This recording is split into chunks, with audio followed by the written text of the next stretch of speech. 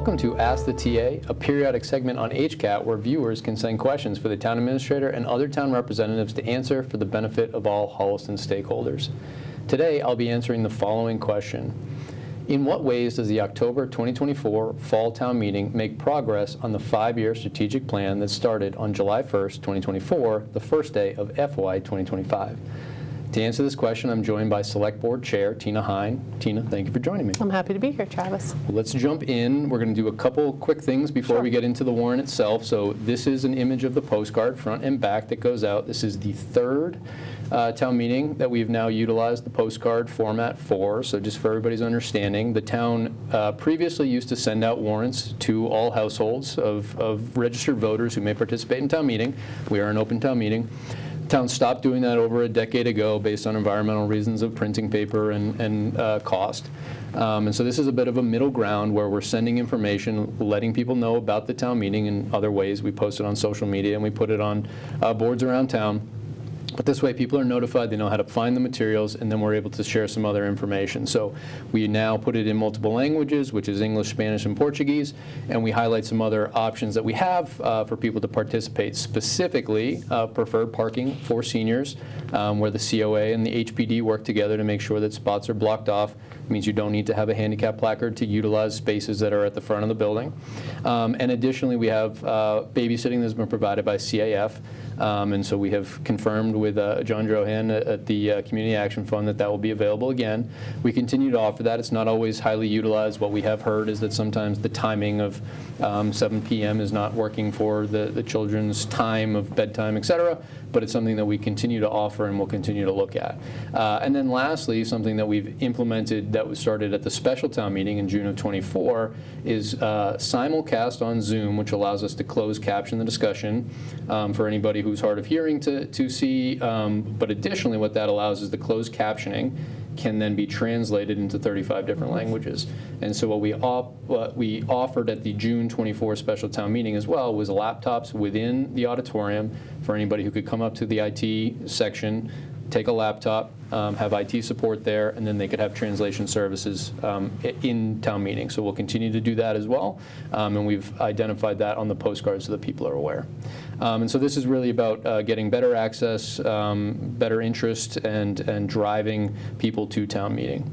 And then as we go in, the fall town meeting is a little bit different than the annual town meeting in May, but just like May town meeting, we do hear from both the Select Board Chair and the Finance Committee Chair, so you generally will start before Article 1 when the moderator calls on you. Yeah, and this year it just felt right after the summer of the override and the special town meeting and the workload that was placed on town hall staff to accomplish these very, very important things in the direction of the town. It felt right as I'm drafting the report to focus on, to highlight the very good people who work for the town of Holliston. So there'll be some of that in the report in a way that hopefully connects back to the articles as to why we have some of the requests that we have in front of town meeting.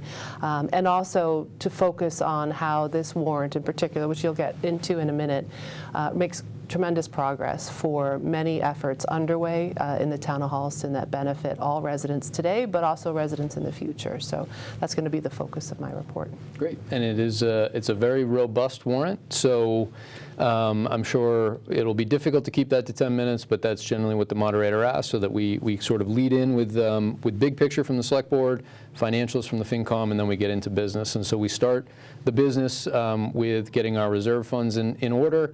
We have a couple articles for other routine business here, which is prior year bills and line item transfers. The line item transfers is related to the override that you mentioned. The school portion, which was the majority of the $1.2 million override, about $1.1 million, goes into the bottom line school budget. $44,000 on the town side, though, has to be allocated into 17 different departments. It's just the way that budgeting works at the state and local level. And so that is Article 7. I look at Article 7 as, well, first to thank those who voted for the override, because the folks who turned out at the polls, who voted in favor, allow us to bring Article 7 forward. And what Article 7 does, through my point of view, my perspective, is really advances equitable pay for those same hardworking town hall employees dozens of them across 17 departments. So definitely need to thank the people in Holliston who voted for the override, voted in favor of it, and allowing Article 7 to be put forward on this warrant. $44,000 is significant, and it will make a meaningful impact for the dozens and dozens of employees who receive that advancement in equitable pay. Absolutely. And it's about internal equitability as well, and making sure that as we make one change on the school side that we look globally. So we're happy to accomplish that, but it does need to be done on the town side as opposed to the school side, which has a bottom line budget by statute. And so that is the general routine business. I'll mention that Article 1 and 3, which are the contributions to the General Stabilization Fund and CapEx, will be made by the Finance Committee at town meeting, just based on when free cash, which is a number that is certified by the state, is accomplished. So they will make those recommendations. They've made all other recommendations, which are posted online. And then really the sort of large uses of capital expenditures and where we're looking to focus in October are two main categories. One is Article 4, which is the Factory Pond Dam. Most people are associating that with Woodland Street as a whole. So what we had looked at with the acts of 2018 from Rep. Carolyn Dykema, money was set aside for the Factory Pond Dam itself, which is, as you look at the 8-arch bridge, is directly across over Woodland Street. So the Factory Pond Dam needs to be rehabilitated, and DOT also looked at the bridge, which most people don't associate as a bridge, but it's a bridge next to the dam and between the dam and the 8-arch bridge, replacing that bridge itself. So we have all the funding in place for the bridge. We need an additional $1 million for the dam, which we had a grant application in for the seawall and dam repair program. They essentially told us, because of when the permitting at the state level was in progress, they could not award it to us in this cycle, but to come back in March and May of '25. We don't want to wait to begin the project for that. We want to get the project kicked off as soon as possible, which is currently set to go out to bid on November 11th, 2024.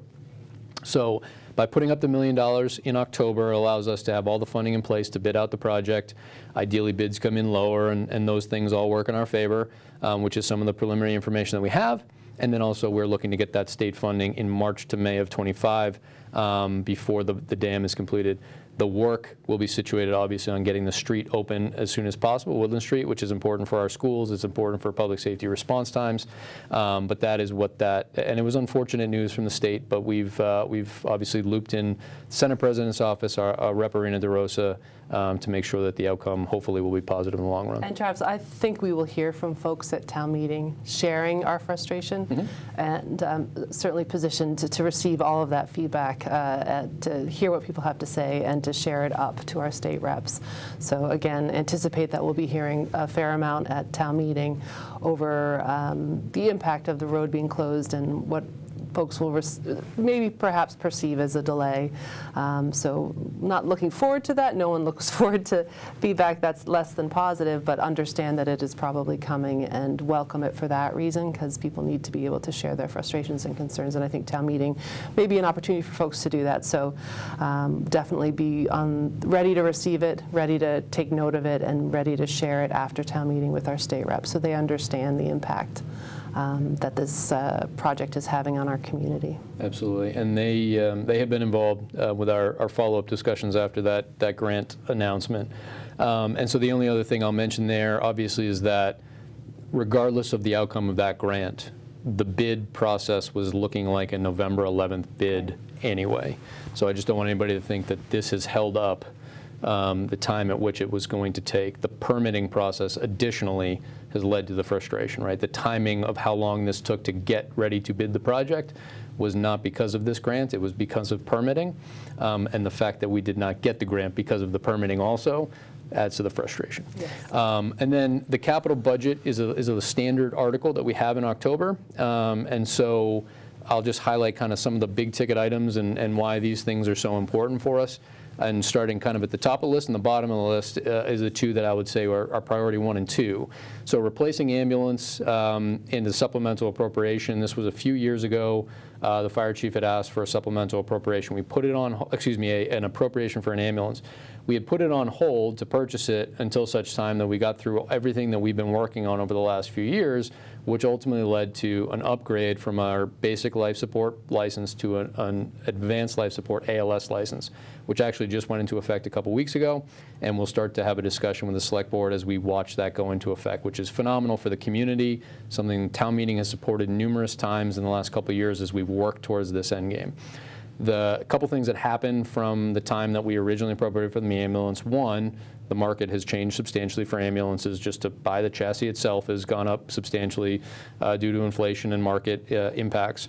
But then two, when we are outfitting an ambulance now as an ALS community as opposed to a BLS community, the advantages on the revenue side are that we bill Medicare at a higher rate. We do a number of different things when we're providing ALS service, but we also have to equip the ambulances with different level of equipment.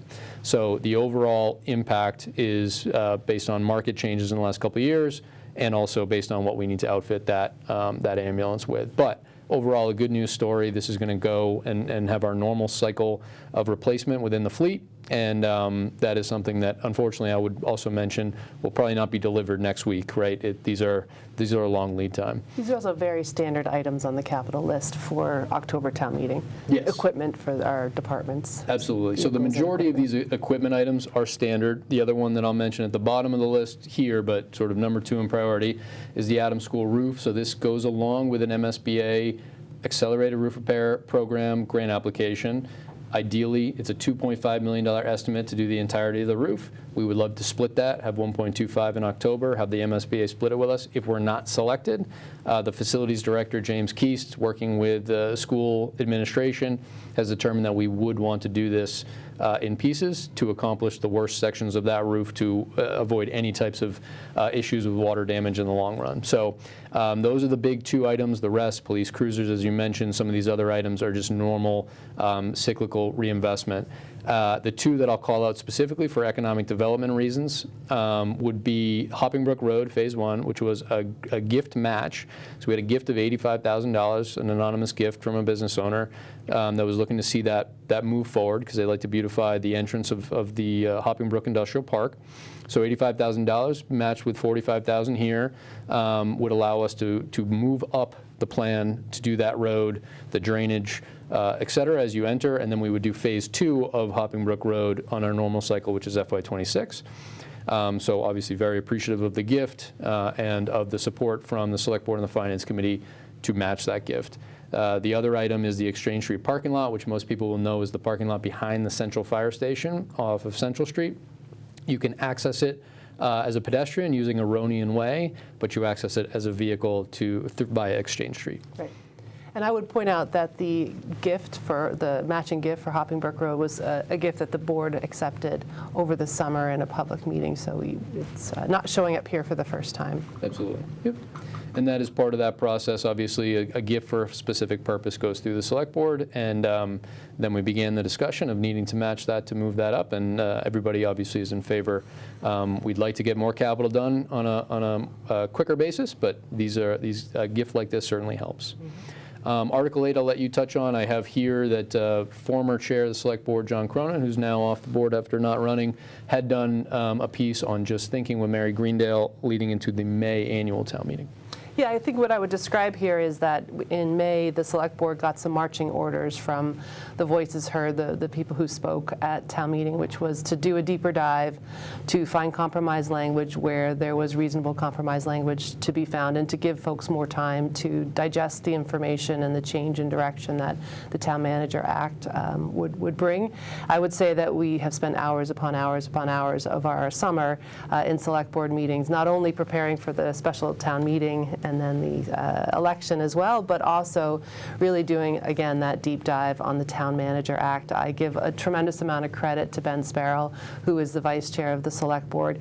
I don't know if he intended to say it as he did, but when we did our priorities after seating the new board back in late May, early June, I remember Vice Chair Ben Sparrow saying that his #1 priority was to see the Town Manager Act brought back in October, and boy, did we hand that job to him. He has spent hours and hours of his time outside of our select board meetings, balancing work, balancing family, and his regular town commitments to the select board with additional time spent with boards and committees, one-on-ones, reaching out to the community. So I really humbly pass all credit off to Ben that we have a product that we're bringing back to town meeting, ready for consideration again, that reflects what I think people were asking for back in May. To that end, I would add that not only did we work with boards and committees to reconfirm support, to bolster language where we felt there was compromise language to be found, we went outside of the elected boards and committees here in Holliston to third-party outside voices who are professionals, who are experts in the area of municipal or state government. And I'd love to share, if I can, Travis, if you'd let me. I have a quote from, you mentioned former Representative Carolyn Dykema back in 2018 helping out the town with money for a dam repair. She was our state rep from 2009 to 2022. I think most people would put Carolyn Dykema up there as one of the best state reps in the state, and certainly one of the best for the town of Holliston. James Arena DeRosa is quickly working to try to take her out of that seat, but however, she's been a phenomenal advocate for the town of Holliston, so I'd love to share a statement of support. So I'm quoting Carolyn Dykema here. I have her permission to read this for town meeting.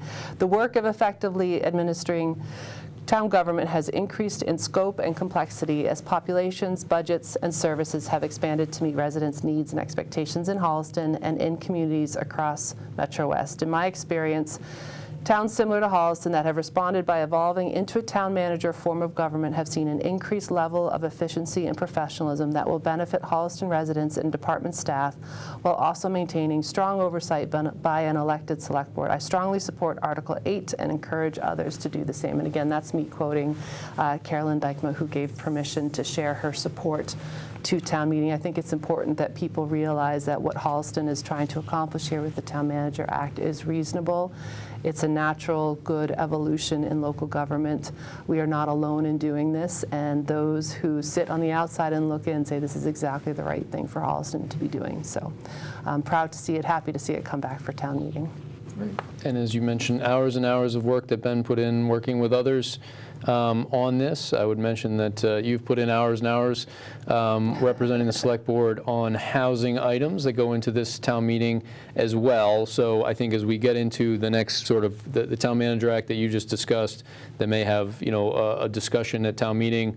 If there's any items that people want to discuss, I think this will certainly have a discussion as well. The housing items that we'll talk about right now, and then the next item. So we are looking at some significant issues that I think are obviously all going to be potentially good news for the town in the long run, but require some discussion at town meeting. So there are two items on here really that I'll highlight the most, which is MBTA 3A zoning. The town of Holliston, through the wisdom of the state, is determined to be an adjacent community, meaning that we are adjacent to communities that have MBTA service, Ashland having the commuter rail specifically, though, again, you can drive to communities from Holliston easily that have access to the T, which is what classified us as an adjacent community. So we have to live up to certain components of that. I think the biggest thing, it would take an entire show for us to go through everything that has to do with MBTA 3A. But the biggest thing I would mention is that no housing is mandated to be built. We must zone a certain type of area and a certain amount of acreage that can be used for multifamily housing. And then it is up to the private sector to then develop that housing. So we have identified through a variety of different things that you've participated in representing the select board. We've also had the Housing Authority, Housing Trust, Zoning Board of Appeals, Planning Board represented on a working group with Karen Sherman, the town planner, and myself. We've had numerous forums. The Planning Board has held 2 public hearings. And so where we are at the moment is that these are the 2 districts that have been put forward. One is on the border of Holliston and Ashland on Route 126, and that is the site up top. And it sort of goes across 126. One site was already in progress of a 40B housing development. And so where that goes with that discussion is that developer, property owner now has the opportunity to look at, does it make more sense to continue to progress with the 40B or to use MBTA 3A? But we do believe that would lead to housing being built. There are other properties within that as well. There are multiple parcels within this proposed district. And then on Summer Street, which is below 126, is below 16 as 126 goes towards Medway, it includes the Varian Missionaries. So we've had discussions to let them know this does not impact them if they don't want to make any changes, but they own property that they don't currently utilize, a vacant lot, for example. And so they might find interest from the private market who might reach out to them and want to purchase that property. There's an industrial building in that area. The third site that is not on this list is being put forward to town meeting was Pope Industrial Park. And what we did hear from the EDC and others was that it would be nice to see that as a potential mixed-use development. And so the recommendation from the consultant who's been working with the working group on this, J.M. Goldson, is that the MBTA 3A Act is not a good vehicle to make your desired zoning changes like a mixed use, right? You can do it, but it's not intended to do that, so it gets very messy. If we want to do that with Pope Industrial, the EDC and the Planning Board and the Select Board should work together to accomplish that, but that these two sites make the most sense as the MBTA 3A Act is written. And then Article 11, so Article 9 and 10, one is the actual change to the zoning for these two districts, and there's a map at the end of the warrant that goes along with it. It's Appendix A. And that will be submitted to the Attorney General's office if town meeting approves it. And the Attorney General's approval and town meeting's approval before December 31st, 2024, this calendar year, would allow us to comply with the state law. There are threats from the state if we don't comply, and then there's also reasons internally that we would want to comply, which is that the town of Holliston is probably in position now to look at areas of responsible growth, whether it be population, whether it be opportunities for businesses to develop. And this is an opportunity for us to use MBTA 3A to zone two areas that we think make sense for multifamily housing. Is there anything you'd like to add to that? I would just add in terms of the working group that the individuals who served with me have a long history of work here in Holliston through their appointed and elected positions with housing and development. So it was a good group of people who understood the challenges and the needs that the community face looking at this information. And I would also point out that it was a months-long process. Yeah. So we had a regular schedule of meetings both with Karen Sherman, our town planner, as well as with the consultant, Laura Smead of J.M. Goldstein. So we had many opportunities to bounce ideas, to hear the logic behind the state's, what did you call it, the state's wisdom, to hear that presented and understand how Holliston should and needed to respond to that. We also had a months-long process by which we could review and revise what was being presented in this warrant to town meeting, understanding the significance of needing to present it and wanting to see it pass. That review and revision process was, I think, very beneficial to what you see up here on the slide. This represents smart people looking at complying with 3A through the lens of very Holliston specific and a very well-informed lens of what needs to happen and where it can happen and how it should happen. So I have tremendous confidence in these two particular districts and the articles that we're presenting to town meeting, that this is the right step in the right direction, and ultimately outcome will be, will be good for Holliston. Right. And I think the other thing I would say is just that, while there has been negative connotations with this and discussions around the communities that have hit the Boston Globe and other publications, I think ultimately the town of Holliston is lucky to have potential sites here that, don't necessarily present negative outcomes for the town. They present opportunities that I think the town is ready for. And so not every other community necessarily was able to find those that could work for the town's benefit. And so I think that might have been part of some of the conflicts that we saw elsewhere. We'll certainly hear voices, or what I should say is I anticipate that we'll hear voices on the night of town meeting. Having heard some of the news cycle on MBTA 3A, I distinctly remember early in the process with the consultant being presented information on just how many towns, cities and towns across the state have already complied. And I don't want to misquote, but I think if I use a big enough average of a number, it was about 80% of towns and cities that had tried to pass MBTA 3A zoning had been successful. So the vast majority of communities are going in this direction. I think it's the newsworthy ones are the ones that go in the opposite direction. But I think I would really encourage voters to have confidence in not only the process, but what's trying to be accomplished through MBTA 3A zoning. That, yes, it has some challenges to it, but if we think about the collective wisdom of all of those communities that have passed MBTA 3A zoning, I think we can say we're, again, heading in the right direction.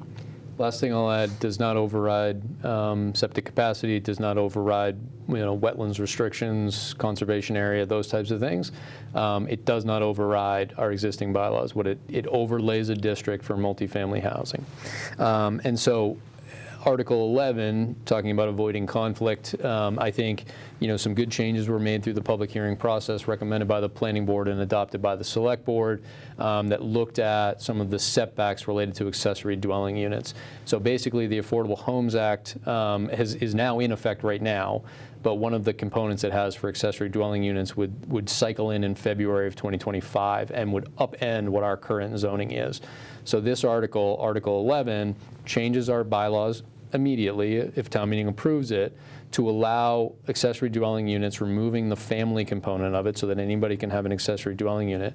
But it specifies where the setbacks are. So an accessory dwelling unit, should it be, let's say, a converted garage that's at the corner of a property, it has to have a certain setback so that it's not necessarily right on the property line of their neighbor. So I think the Planning Board took a lot of time to look at the best way to accomplish something that, if we don't put it into effect in October, will go into effect in February of 2025, and then we'll be reacting in May of 25. So I think the article came together well. I think, just so everybody's aware, there are some who feel like, while MBTA 3A gets all the news, that it's actually the accessory dwelling unit changes that we might see the most changes in Holliston, because we've already seen some interest in people converting garages into, a common exercise is, a family wants to have another housing unit for an in-law suite or for their children to move into, or something to that effect, their adult children. So we've seen the demand for it already, and that's why we think that this change will actually drive much more towards the land use departments. Again, what I would mention, similar to 3A, septic restrictions, wetland buffers, all of those things are still in place. It doesn't override them.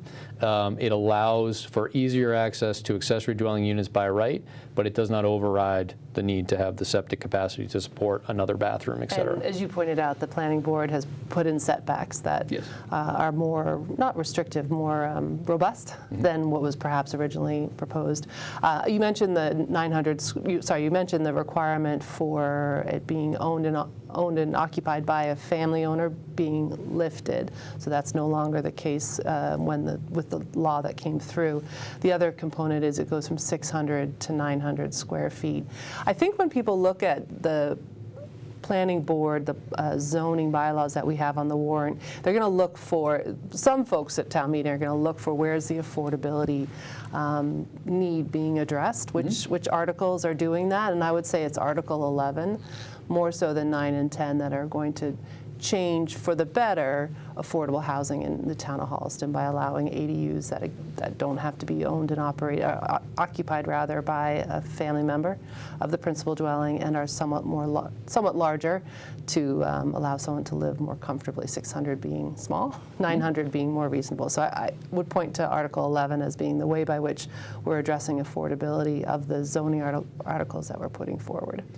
Yes, I think it did come up, though, as well with Article 9 for the MBTA 3A, that we are under 10% globally as a community, and therefore if somebody built 40 units, for example, they would need to have 10% of that be affordable by deed, which means that 4 units within 40 would have to be affordable. So there are components of both, but I think you're right in terms of adding affordable housing within the town.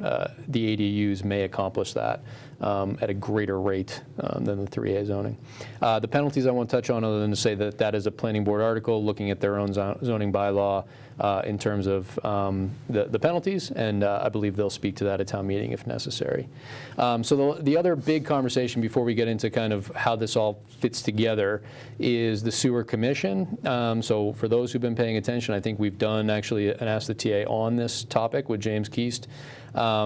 We have been looking at the existing wastewater treatment plant on Linden Street, which services the Woodland School complex, for quite a while now. The town meeting previously with our ARPA funding as well, which is the American Rescue Plan Act funding, we've addressed making that wastewater treatment plant good for the next 20 years. It's been in effect for 20 years.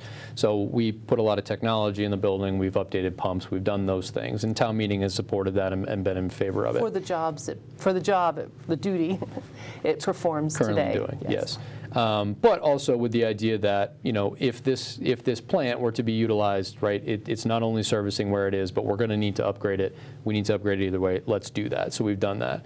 Additionally, we used ARPA funding. No local tax dollars were used on the feasibility study to look at the concept and a scope of work, which we presented to Mass DEP, to take wastewater flow from the village commercial district, downtown area, depending on how you terminology you use, from that area to the existing wastewater treatment plant, right? It's already permitted. It has capacity greater than it's being used for the schools right now. So we've had a conversation ongoing with our consultant, Lombardo Associates, James Keast and I, Scott Moles, the health agent. The select board has discussed with the Board of Health on numerous joint meetings how this might look. We are looking to get at least 45,000 gallons per day. 50,000 would be ideal, and ultimately in the long run, looking to increase that with a future phasing. But if we're able to accomplish a certain amount of wastewater capacity per day from that plant, then we can take flow from the downtown village commercial area and treat it at the wastewater treatment plant. And that would require a variety of different mechanisms to be put in place to accomplish that. The first thing that we would need is Mass DEP to approve us, which is where we are, and we've been working diligently on, and unfortunately it does take some time. It's quicker actually here because we're working on something that's already permitted and we're looking to upgrade it. And so actually in September of 2024, last month, Mass DEP did approve our scope of work for this concept that we've talked about. The next thing that we need from them in December is for them to actually stamp our updated and total disposal capacity that allows us to contemplate bringing that flow to the wastewater treatment plant. The other thing that we've done, we submitted last summer, was to Congressman McGovern's office and Senator Warren and Markey's office congressionally directed spending request for federal funding for this project, because it's an $8 million or so estimate on creating this type of system, and the more that we can get from federal or state dollars, the more likely it is that it becomes, the economics of it switch so favorably that essentially every business in that area would want to be part of the system. So that's where we're currently working, and we do anticipate, based on conversations, that we will get some federal funding, most likely in early 2025. So where we are right now for this October warrant is not to do all of that all at once. It is to establish a body, a sewer commission. And there are two ways to do that. One is to name the select board as the sewer commissioners, and the other is 40N, which is the select board selected, which is to create a new body specifically for this purpose.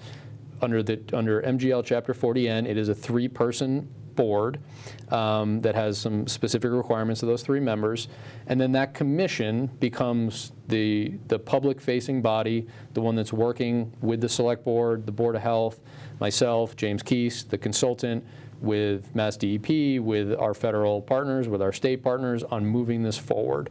And they can hold the public hearings and they can have discussions working with all of those colleagues in terms of putting together the next step at a future town meeting, which would be actually establishing a sewer district. So this is not, what is put in front of October is not that final process. It's not a district itself. It is establishing the body that would begin to carry that forward from the handing off from the select board and the Board of Health and staff onto them being the body that moves it forward. So it's a bit of a step in the right direction, and it's also gives people clarity over who will be molding the district that then goes in front of a future town meeting.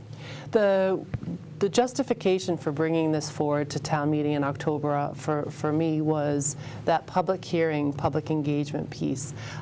You mentioned in order to get to a district, you have to hold public hearings to create that district. So there's a lot of public engagement that's going to happen out of that work to be done, and to put that on the shoulders of the select board, because we know we'll be getting pretty quick succession, good news and then more good news from DEP and then from our congressional representatives down in DC on funding. We know that's coming quick, and it'll come one after another. And so to put that workload onto the select board when we're doing quite a bit of other work at the same time is challenging. So having a commission in place in October makes a lot of sense for balancing out the workflow. So yeah, so obviously that's the reason for the timing. You know, it does feel a little bit like half of a loaf, but ultimately the process in this is we have a timeline here where October town meeting can establish the commission. We have a number of deadlines between October 2024 and annual town meeting May 2025. So the sewer commission being established and ready to take that and run with it is really the idea that leads into ideally May of 2025, which I have here on the screen, but obviously is a goal. And so if the sewer commission is able to be established, the district itself that goes to a future town meeting has to have the bounds of the district, right? It's a map as well as a number of other things. So within this article, it establishes that the body would be separate from the select board, three-member board under 40N. It gives them certain abilities to look at how the sewer rate methodology would work. That's 80 and 83. If they want to pursue betterments, if they want to pursue some of the mechanisms that exist. Travis, you're referencing state law. State law. Chapters yes. 83 and 85? Yep. Yeah. All of which would be sort of given to this commission to move forward with, but all of that would be to present to a future town meeting. So that is the reasoning behind it. It's a major component of this October town meeting warrant, and yet it is something that really leads to a future town meeting discussion, but something that we'll come to at the end as we sort of summarize how it all ties together with a strategic plan. Sewer capacity for this town ultimately, with some of the things that we want to talk about with economic growth, with some of the things that we want to talk about just in terms of the future of the town of Holliston, a lot of it gets stymied without having answers on what our sewer capacity will look like. Right. And so I'm going to highlight this really quickly only because it ties together at the end. We have a number of different articles here with the use of free cash. We are still waiting for that number to be certified, but cash essentially is generally what we do for a variety of different types of projects that are not capital in nature. Some of these lead into capital, especially the engineering ones. So assessing is a financial one we'll talk about in a minute. Articles 15 through 18 are really environmentally based. I'll talk about again at the end of how they all tie together. But a lot of environmental issues that we're dealing with on a regular basis or planning for in the future. And then Article 19, which is a grant match again, $250,000 grant award from the Boston Region MPO as we looked at when sort of a joint looking at the Route 16 corridor with Sherburne, and our specific area to look at with the MPO is to look at ways of improving commuter traffic down 16 that goes past Whitney Street, which is the entrance to the Lowland Industrial Park. It goes past the rail trail, it goes past where Covanta exits. It's a very tricky area for a number of different road users, including trail users, so pedestrians, bicyclists. I mean, it really hits everything. And it's a continuation, sorry to cut you off, it's a continuation of what had happened probably 10 years ago through a different grant process that put lights in at Woodland Street and then had contemplated moving down to the Sherburne line, but the grant process changed and the town was never able to really look at how that intersection should work in the future. This slide is very much all about acronyms. Yes. And I think it's important to point out here that in terms of Article 19, MPO is not a term most folks, well, they might not be familiar with CAMA or LSP, but we can do those, provide that detail that night if we need to on definitions. But I think it's worth calling out what MPO stands for, which is the Metropolitan Planning Organization. I see this, I can't recall in the 5 years I've been on the board when we've had a state agency partner with the town on a traffic issue that we've then brought to town meeting. Definitely other issues, other items, areas, but in terms of traffic, this feels like a first that we have an article that is looking to match funding for a state agency's involvement in the process. And it's worth pointing that out because when it comes to transportation, in Holliston, we cannot be myopic. This is not about what happens on local roads for people who drive only in and around Holliston and happen to live there too. Transportation, as it influences the major routes in Holliston, Route 16, Washington Street being one of them, is very much about regional traffic flow. And so to part partner with the Metropolitan Planning Organization on a significant intersection change, improvement, redesign, whatever it turns out to be, is very meaningful, because it's not something that Holliston alone can accomplish, because the road users, in vehicles at least, they are not Holliston residents primarily. It's 13 to 15,000 cars a day that go through that intersection. And so we're carrying on roads that travel through Holliston that we have some ownership over, we are carrying regional traffic. So I'll stop there, but to say that, and end by saying that to partner with the MPO, a state agency, for an intersection like this is to really acknowledge how much we are a part of a regional traffic transportation network, and very grateful to have that opportunity, because those are state and federal dollars that we'll be tapping into here. So it's a small piece for Holliston to contribute to a much, much larger funding source that solves, again, a regional traffic issue that goes above and beyond anything that's driven by, no pun intended, local Holliston residents doing local Holliston things. Right. And again, if a design process is able to lead to a real, tangible solution to present. Additionally, one of the good things about going through the MPO in this design process is then obviously that we would be looking for them to also support a project, theoretically, in the long run, a capital project. And that's certainly how this process goes. So absolutely. It starts here and ends with the state stepping in to do a big road project. Yes. Right. And talking about other funding sources, the CPC had originally approved and supported, and town meeting supported, a $1.1 million project for Goodwill Park, which is at the top of the master plan for the Parks and Rec Commission. That project, after the bids, was ultimately deemed to be not viable. The bids came in, more than double. Some of that had to do with market influences at the time. Some of it had to do with, just difficulties with the area and what we're sort of looking to accomplish here. So the Parks Commission took a lot of time, worked with the CPC for a lot of time to redesign the project, look at the bids, rebid, and ultimately a $1.7 million project has been recommended for approval by the CPC. And it includes these two structures. It includes a number of other things that are listed in the warrant, so please read that. But one structure, this is an addition to the existing stone structure, and then this would be the bathroom facility. So it would be our main public bathrooms in the downtown area, which is very helpful.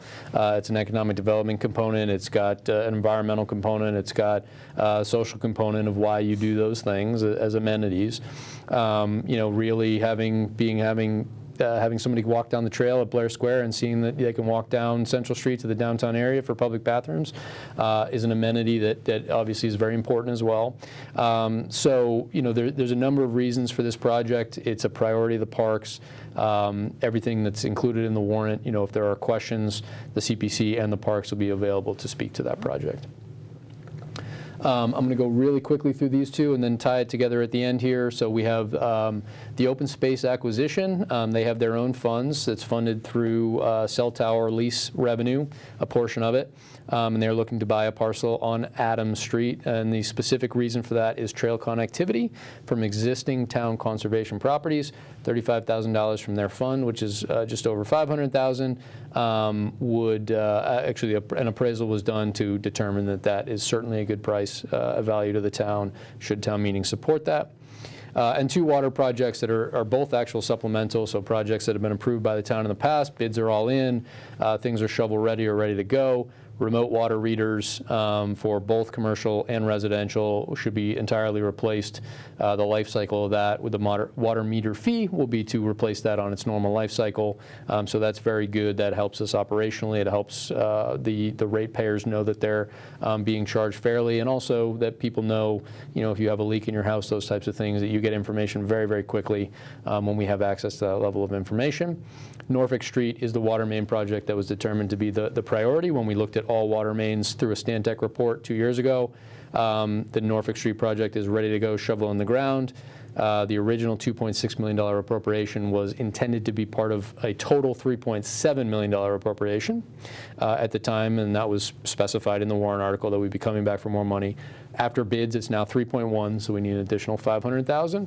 The total request is $600,000, 500 for Norfolk and 100 for Central Street.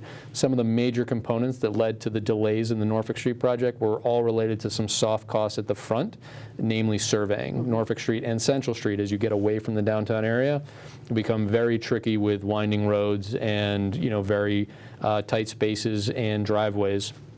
So while we're getting ready to break ground on Norfolk Street, we'd like to also start the surveying on the Central Street project, which would then be timed after Norfolk Street. And water infrastructure, as we'll see right here with the 5-year strategic plan, as a number of these things tie together, was, I think, as we ranked all of the things, I don't think there's anything that really hit everybody, every resident, every business interest level as much as clean water, water infrastructure, and our those types of things. So I put them into buckets here, and I'll go through them really quickly. But for connected communities, communication was kind of the message from our strategic planning process. The postcard, the details on the postcard we went through at the top, I really want to highlight those. They have a DEI component, but as does Article 20, which we haven't spoken about yet. Damon Dimmick, the clerk of the select board, worked with resident who brought forward a couple requests. This is the one that moved forward. 2 other items moved forward without needing to go through town meeting. That would be a policy advisory committee and the ability of U.S. citizens who are legal residents of the town to participate on appointed boards and committees. Those are able to go forward through the select board without town meeting. This is really to specify that. I think if anybody was at a recent town meeting, we had a business owner, English not his first language, he had his daughter speak for him. The moderator engaged town meeting to say, will you approve this person to speak? They're not a registered voter of the town. Town meeting unanimously approved it. It was a very lovely speech that she gave. Town meeting unanimously supported the article. This article essentially says the moderator can, through their own discretion, allow that.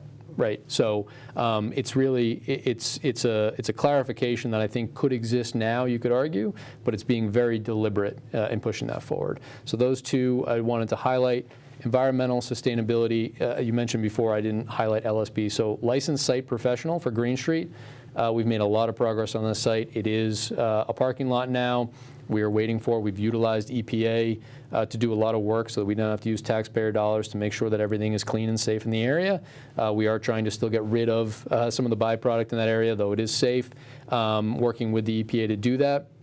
The LSP really is the person who is in charge of monitoring all of the wells that have been put in on the town's behalf and then working with Mass DEP. So we need funds to do that. We don't have that in the budget. And so that would allow us to continue to monitor and make sure everything is environmentally safe for an area that the town took specifically to ensure environmental success. Stormwater engineering is a big one. We do it every 2 years. We really rely on this engineering service.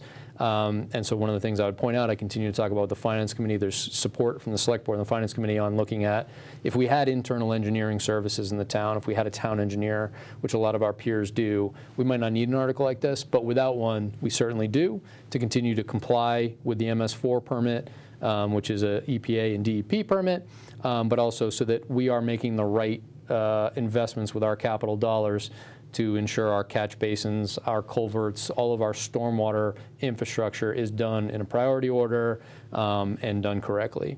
Houghton Pond Dam, we talked a lot about Factory Pond Dam and Woodland Street previously. Houghton Pond Dam, we're aware of a federal grant that we'd like to be in position for. Again, no internal engineering. We need an engineer to put us in position to request those dollars. The overall cost of Houghton Pond Dam, if it's rehabilitated, is under $1 million. We've done those analyses already. But really it's about moving forward the engineering and being in position. And the climate action plan, we had a sustainability coordinator.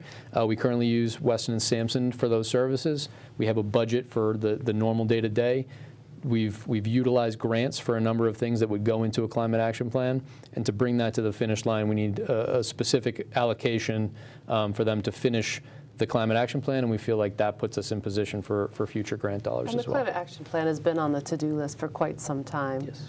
Yeah. Yep.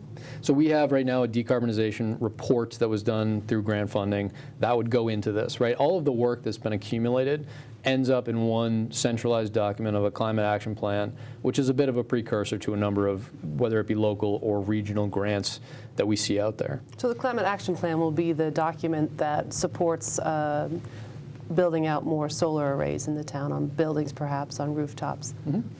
Right. That's so one example. We've looked at municipal buildings, we looked at school buildings, and so all of that gets consolidated, right? And so EV, we've begun in 9 Green Street. Whether or not we continue that, it will be probably market driven, although an expansion of EV fleet in the future for the town would anticipate that we have to have additional charging for that in the future. So all of those things and all of that planning, a lot of it has already been done. That's why this is a bit of a tie together, so that Weston and Sampson can put that together into one comprehensive document.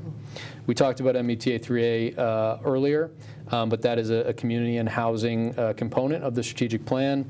Actually, accessory dwelling units were a major component of our housing production plan, and our housing production plan was recently approved by the state, which was accomplished this past year and was sort of goal number 1 timeline-wise in the 5-year strategic plan. Financial stability and governance, we have the reserves, the Town Manager Act, and the assessor's CAMA. CAMA is the assessing software that they use, and obviously the assessing department starts where everything is done equitably, and so making sure that our assessors have the technology that they need is a priority for our financial stability. And then robust infrastructure, I think, we talked about each one of these, so I won't go into them again, but between the Factory Pond Dam and Woodland Street, the capital budget, which has, fleet for public safety, for DPW, it has, economic development components with infrastructure, it has a school roof, it really touches on everything. The Sewer Commission is step 1 of a longer-term process, but a major component of the strategic plan. The MPO, you went into detail on how that we're looking regionally at our transportation infrastructure. Goodwill Park is the #1 priority of the Parks Commission, and water infrastructure is something that we've been, something that we have been focused on. The Select Board, the town has been focused on, and will continue to focus on as it impacts all of our residents and businesses. I really like the way you've tied everything to the 5-year strategic plan. I think it defines well how the board works with the town administrator to set priorities for the town, and then has the guiding document here, the strategic plan, to bring it all together. There's a very strong purpose and intent behind the articles that are brought forward to town meeting, and I'm not sure that's always understood by the person who comes to town meeting, myself being one of them. I think you can lose the fact that it's a very, again, focused, purposeful warrant that is accomplishing some very specific things, and I think this slide speaks to it very well. I'm glad. I don't know if you've done this before, Travis, for other more recent warrants, but this looks good and makes a lot of sense, and folks should understand how we are coordinated in efforts to strengthen Holliston and make progress on priorities in town. This really lays it out, spells it out quite well. And I'll mention, actually, because that reminds me, so education and enrichment might not be the focus currently of the October town meeting, although the Adams School roof certainly is an important component. But this is the first time I've shown this on an introduction to a town meeting slide, only because the 5-year strategic plan went into effect on July 1st, right? So this is our first town meeting within the 5-year strategic plan. So I would mention, obviously, a number of things that are in the 5-year strategic plan have been being worked on by various boards and committees for a number of years. Education, right, and enrichment, right, the override that we talked about in June and at the ballot in September, are items that have been a long time in the works from a school committee that has been struggling to sort of see how it can provide the services demanded by the community, just as the town has to do on an annual basis as well. And so while this October, this is how it looks according to the wheel, you can certainly tie a number of things that we've done throughout the calendar year to this, and I think it's a good way for us to continue to monitor as we move forward and prioritize. The Select Board prioritizes, a number of other boards and committees prioritize, and this is how we're looking at it more globally. Yes, a lot to say on this, but I will wrap up here, I think. Yeah, and so just in conclusion, all the things that we mentioned at the beginning that are on the postcard that went out, town meeting is on October 21st at 7 p.m. in the high school. the Holliston High School Auditorium, so please come out and participate. We have seen an uptick in participation in the last few years, the last few town meetings, and so we are beginning to see that interest level. People understand how important it is to participate in the legislative process. Is there anything else you'd like to add? No, I'm very impressed by the computer access for translation services, and I hope people avail themselves to that and come to town meeting to participate at a higher level than we've seen in the past. It is very important that we have broad support for the direction we're heading in. And I think, technology obviously can make it more accessible, but having the right technology people is also very important. So shout out to Chris Mayo for making all of that happen.